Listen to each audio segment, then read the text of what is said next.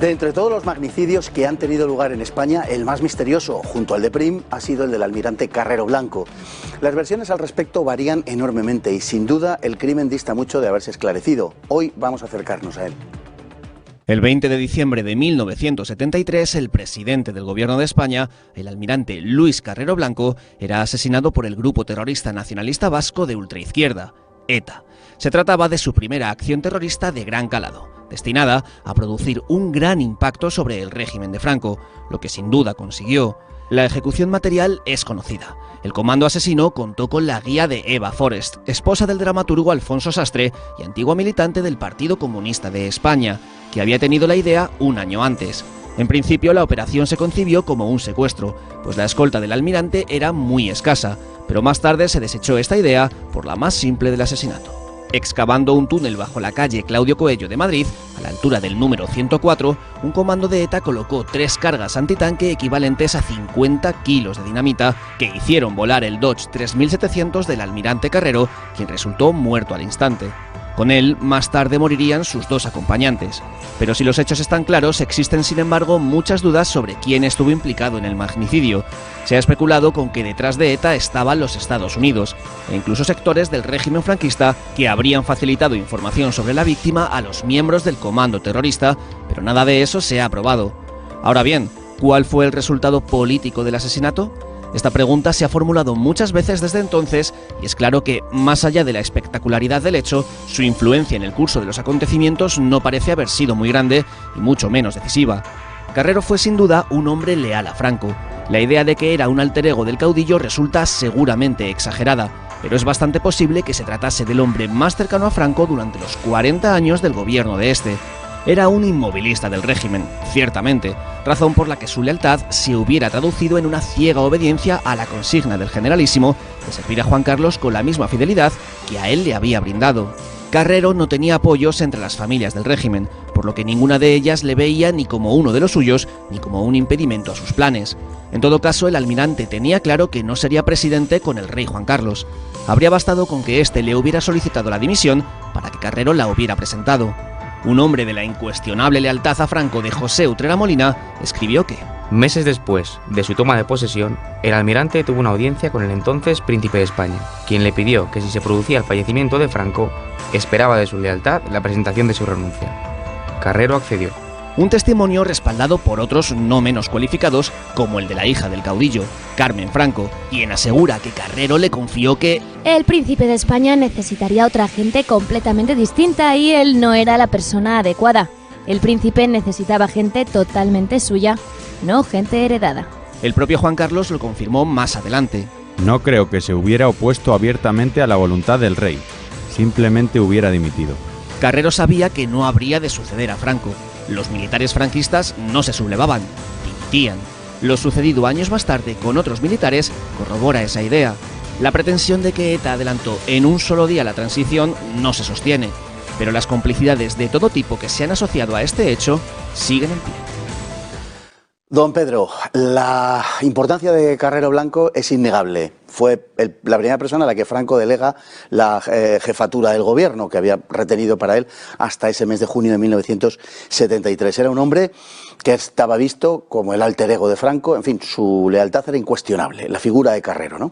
Sí, era un servidor incondicional de Franco, que además en su momento le ayudó a desprenderse de Serrano Súñez, y enseguida le sustituye pues en el aprecio de Franco y empieza a ascender en la presidencia de gobierno, primero como subsecretario, luego como vicepresidente y después como presidente de gobierno, cargo en el que está pues unos 6 meses escasos hasta su asesinato por ETA. Hombre, esta separación que hace Franco en su persona, que estaban unidas la jefatura del Estado y la del gobierno, luego las separa, claro, era no solo por la edad de Franco, que tenía, pues ya había cumplido 80 años, sino también para ir preparando la sucesión de Juan Carlos como sustituto de Franco, porque Carrero Blanco era uno de los mayores apoyos que tenía el entonces príncipe Juan Carlos dentro del gobierno franquista. Que no tenía muchos, todo hay que decirlo. Pues no, no tenía muchos. Lo que pasa es que eran pocos, pero muy escogidos. O sea, Franco era monárquico y a su vez estaba rodeado de dos personas importantísimas, Carrero Blanco y su brazo derecho, Laureano López Rodó, que también luego acabó siendo ministro, que era militante, miembro del Opus Dei, y estos dos estaban convencidos de la necesidad de dar al régimen una salida monárquica en la persona del príncipe Juan Carlos. Bueno, Franco se fija en Carrero a partir del memorándum de noviembre de 1940, cuando Carrero le expone las razones por las que España no debe entrar en guerra, que en definitiva venía a reforzar la propia postura de Franco al respecto de lo que había que hacer en la Segunda Guerra Mundial. Y bueno, parece que ahí se sintió seducido por la determinación y por la seriedad de la figura de Carrero y lo mantuvo a su lado hasta el final. Sí, así es. Parece ser que se conocieron antes, durante el desembarco de Alhucemas, sí. Y luego, mediante este informe famoso, que se lo pide a Carrero, que era jefe de Estado Mayor de la Armada, se lo pide el almirante Salvador Moreno. Y, digamos, como usted decía, pues explica por qué España no debe entrar en la Segunda Guerra Mundial, o al menos si va a entrar, en qué condiciones y en qué momento. O sea, Carrero dice que hasta que el eje no llegue a Alejandría y bloquee el canal de Suez, que de ninguna manera se le ocurra a España entrar en la guerra. Y Moreno, le dice a Franco que este informe que le ha impresionado tanto lo ha elaborado Carrero Blanco. Y Franco, y es ahí cuando empieza a conocerle y a tratarle. Y Carrero cuenta a su favor con varios elementos que le gustan a Franco. Pues primero que era un católico muy devoto. Yo creo que también muy importante que Carrero no tenía ninguna ambición política. Además se convierte en un marino de oficina.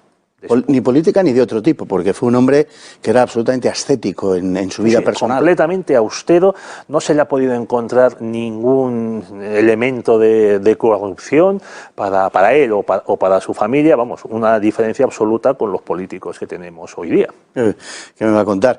En fin, la idea del comando etarra que viene a Madrid, en principio, es secuestrarlo. Secuestrar a Carrero. Hay 150 presos de ETA en las cárceles y pues pedir el canje de Carrero por esos presos. Lógicamente eso hubiera sido algo de alcance internacional, la alternativa de su asesinato también, pero hubiera sido más espectacular esto. Se echan atrás en sus planes originarios, al parecer, porque esta historia viene de finales de 1972, cuando en junio del 73 es nombrado presidente de gobierno y entonces desechan la idea del secuestro por improbable, digamos, dado que se supone que estaría mucho más protegido, lo cual no se correspondía en absoluto con la realidad, porque a los miembros del comando les llamó la atención la escolta que llevaba Carrero, que era ridícula. Que literalmente era la escolta, era un escolta, y como mucho a veces el chofer. Entonces, por ejemplo, Carrero Blanco, que vivía en la calle Gustavo Adolfo Bécquer, junto a la Embajada de Estados Unidos, pues a veces él y la escolta, o sea, el policía, iban andando desde la casa, desde el domicilio de Carrero, hasta Presidencia de Gobierno, que está en la Plaza Colón, andando por el centro del Paseo de la Castellana. Además, algo inaudito. Lo que le pasó a Canalejas.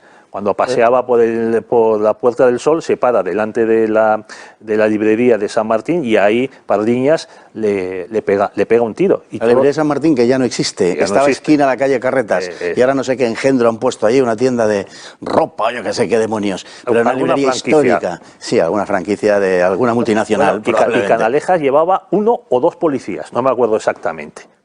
Entonces, esto era la situación en España. Se cuenta que cuando vino el vicepresidente de Estados Unidos a España, antes de que Franco nombrase a Carrero presidente de gobierno, pues claro, se vio con el otro vicepresidente, que era Carrero Blanco, y como usted ya sabe, el vicepresidente de Estados Unidos no tiene ningún poder, y salvo el que le quiera dar el presidente, y el servicio secreto norteamericano se quedó asombrado de la escasísima protección que tenía Carrero Blanco.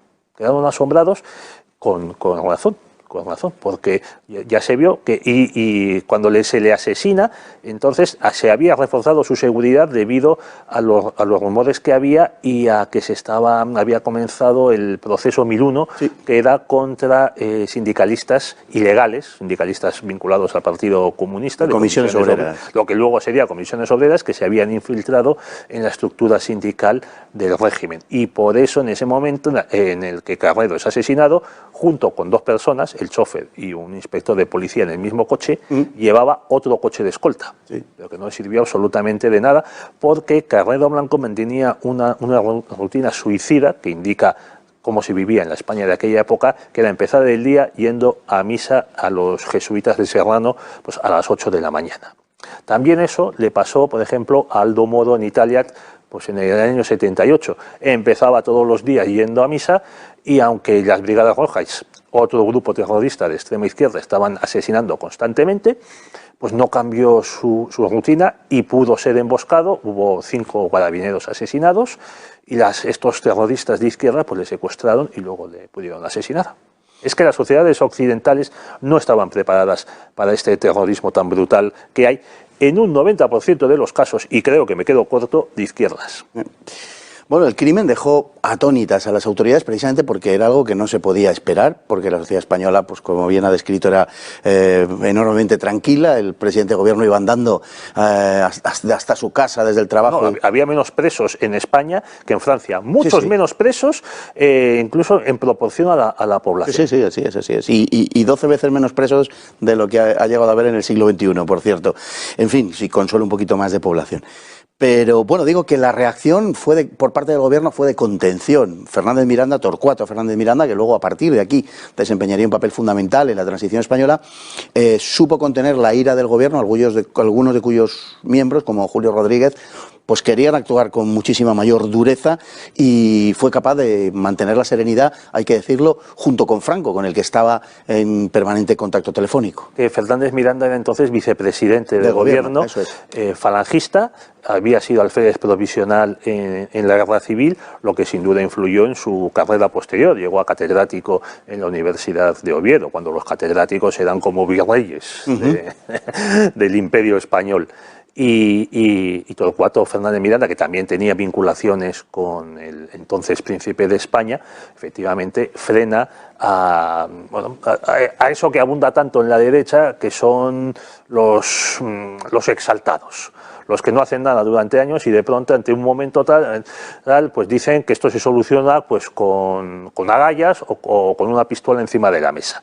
Entonces Fernández Miranda ahí tranquiliza, incluso se impide que se declare el estado de sitio por parte de algún jefe militar y, digamos, preside el entierro de Carrero Blanco como presidente en funciones. Todo el mundo creía que iba a ser presidente, todo el mundo fuera de los círculos políticos, y sin embargo Franco sorprende a España entera y probablemente a muchas embajadas al elegir como nuevo presidente de gobierno a Carlos Arias, que era el ministro del Interior, que tenía que haber vigilado la seguridad y la protección de Carrero Blanco. Eso es poco comprensible.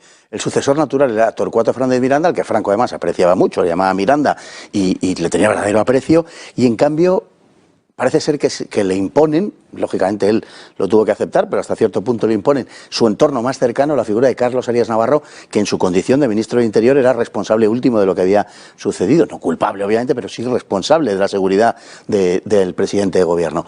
No se entiende muy bien. Bueno, hay gente como Juan Miguel Ortiz Bordas, que era parte José Miguel Ortiz Bordas, que era parte de la administración del régimen franquista. En ese momento creo que era vicesecretario general del movimiento. Él lo explica en su libro La transición desde dentro, que es que Torcuato Fernández Miranda tenía una tara muy perjudicial en política, que es que era muy antipático. Sí. Y entonces, aparte de eso, no tenía ningún grupo, ninguna familia que le apoyase dentro del régimen. Y en esa situación, todo el mundo encuentra un elemento común, que es oponerse a Fernández Miranda, con una especie de consigna que dice Ortiz Bordas, que circula en ese momento, que es cualquiera menos Torcuato. Y entonces, claro, se empiezan a eliminar gente, pues fulano sí, o fulano no, mengano tampoco, zutano tal, y se acaban poniendo de acuerdo en alguien que no tiene la misma versión en ese momento de todo el mundo, que es Arias Navarro. También parece ser que contó con el apoyo en el Pardo pues de la familia de Franco. Hay un punto particularmente oscuro y polémico, controvertido, que es el papel de los Estados Unidos en este asunto. Kissinger se reúne con Carrero el día anterior, la embajada norteamericana está muy cerca de esa altura de la calle Claudio Cuello, parece poco verosímil que pudiera haberse taladrado ese túnel enormemente ruidoso y, en fin, que produce esos efectos de temblar la tierra, ¿no?, sin que la embajada americana lo percibiese. Ha habido posteriormente, parece ser, que algunas relaciones de algún miembro del comando de ETA con negocios en Estados Unidos. Bueno, todo eso ha dado lugar a que algunos afirmen y otros nieguen la participación norteamericana, o al menos el conocimiento por parte de la CIA de lo que iba a suceder. Bueno, la gente tiende a ver conspiraciones en muchos de estos acontecimientos, que en algunos casos existen, pero no olvidemos que a los norteamericanos les han matado a varios presidentes, o sea, a Lincoln, a Garfield, a McKinley y a Kennedy. Y no mataron a Reagan de casualidad. Así que dice, ¿cómo se puede matar a un presidente de Estados Unidos con todo el poder que tienen? Bueno, pues así, matándolo. Y acuérdese usted que cuando estuvo Barack Obama en Sudáfrica, se subió al escenario un supuesto intérprete de signos que no lo era. Menos mal que no pasó nada, porque si no, eso habría dado pábulo a todas las teorías de la conspiración. Mire, no se puede saber nada a ciencia cierta del asesinato de Carrero Blanco porque no hubo juicio. Es que esto hay que insistir, hay que explicarlo muchas veces. Dos de los principales magnicidios de los que hemos hablado en la primera parte del programa, el de Prim y el de Carrero Blanco, no se juzgaron. No hubo juicio, no hubo acusados, no hubo nada. En el primer caso, probablemente porque detrás del asesinato de Prim estaba Montpensier, que era el padre de la primera mujer de Alfonso XII, el suegro del rey. Entonces, ¿cómo vas a investigar al suegro del rey? Y en el segundo caso, por la ley de amnistía del año 77, esa que dice la izquierda que los franquistas hicieron aprobar para indultarse a sí mismos. En un argumento absolutamente desvergonzado, cuando fue toda la izquierda la que pedía la amnistía y sin ella... pedía en las calles. En las calles, siempre sí, con pareados muy curiosos que no vamos a reproducir. Bien, nos queda apenas un minuto, pero toda la teoría de la, vamos a llamar, conspiración, yo soy tendente a creer que los Estados Unidos muy ajenos no debían de ser, pero en cualquier caso, también hay un contraargumento, y es que ¿habría sido Carrero un obstáculo para lo que había de venir, para la transición, o Carrero hubiera obedecido sencillamente, como estaban acostumbrados los militares, a lo que Juan Carlos hubiera dicho? Los militares franquistas, que eran los más obedientes. Que en lugar de sublevarse dimitían, pero por eso le digo precisamente... Sí. Bueno, eso de que Carrero Blanco era la llave del candado que habría mantenido el franquismo durante varios años es la excusa que suelen dar muchísimos progres y algún centrista para justificar el asesinato de 3 personas, o sea, Carrero y 2 de sus escoltas.